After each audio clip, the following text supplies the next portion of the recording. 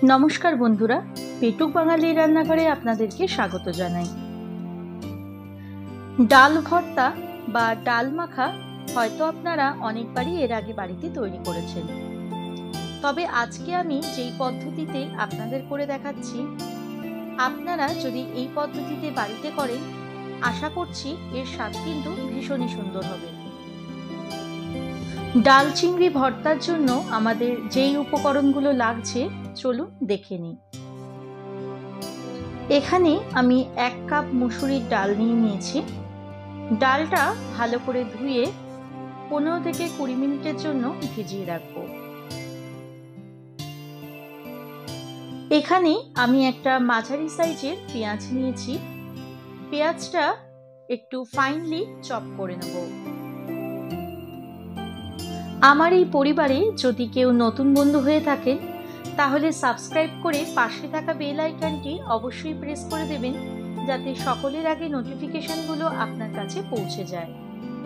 এখানে পেঁয়াজ কুচি ছাড়া আর লাগছে রসুনের কোয়া 5 থেকে 6টা আর নিয়েছি 3টে কাঁচা লঙ্কা। প্রথমে আমি ডালটা ভালো করে সেদ্ধ করে নেব। এক্ষেত্রে ডালে কিন্তু জলের পরিমাণ দিচ্ছি 1 কাপ মতো। डाले अल्प जल देওয়ার কারণে ডালটা একটু শুকনো হবে। ডালটা কিন্তু আমাদের সেদ্ধ হয়ে গেছে। এবার আমি ডালে হলুদ দিচ্ছি। ডাল সেদ্ধ করবার সময় তখন আমি পরিমাণ মতো নুন ব্যবহার করেছি। ডালটা কিন্তু আমাদের আরেকটু শুকনো করে নিতে হবে। এবার একটা ফ্রাইং প্যান বসিয়ে দিয়ে দিচ্ছি সরষের তেল।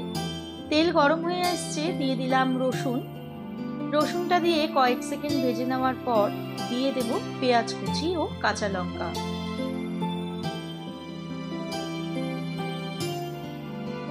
পেঁয়াজটা একটু নরম হওয়া পর্যন্ত ভালো করে ভেজে নেব। পেঁয়াজ ভাজা হয়ে গেছে। এবার দিয়ে দিচ্ছি চিংড়ি মাছ। আমি এখানে মাঝারি সাইজের চিংড়ি ব্যবহার করেছি। আপনারা চাইলে এর থেকে ছোট চিংড়িও ব্যবহার করতে পারেন। এবার দিয়ে দিলাম উপর থেকে পরিমাণ মতো নুন এবং হলুদ গুঁড়ো।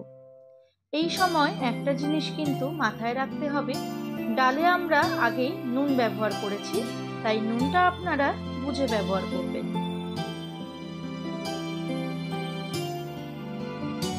চিংড়ি মাছটা ভালো করে ভাজা হয়ে গেছে। এবার ঠান্ডা করে শিলে আমি ভালো করে বেটে নেব।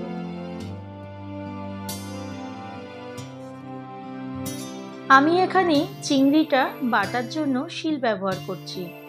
চাইলে এই কাজটা আপনারা মিক্সিতেও করতে পারেন।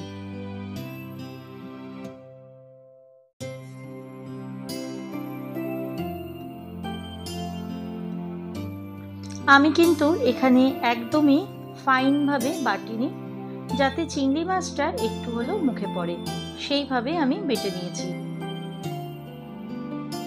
এবার ডাল সিদ্ধর সাথে চিংড়ি মাছটা মিশিয়ে নিচ্ছি।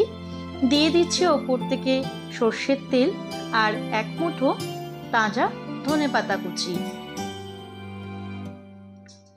আমার রেসিপিগুলো যদি আপনাদের ভালো লাগে তাহলে একটি লাইক, কমেন্ট ও প্রিয়জনদের সাথে শেয়ার করতে ভুলবেন না।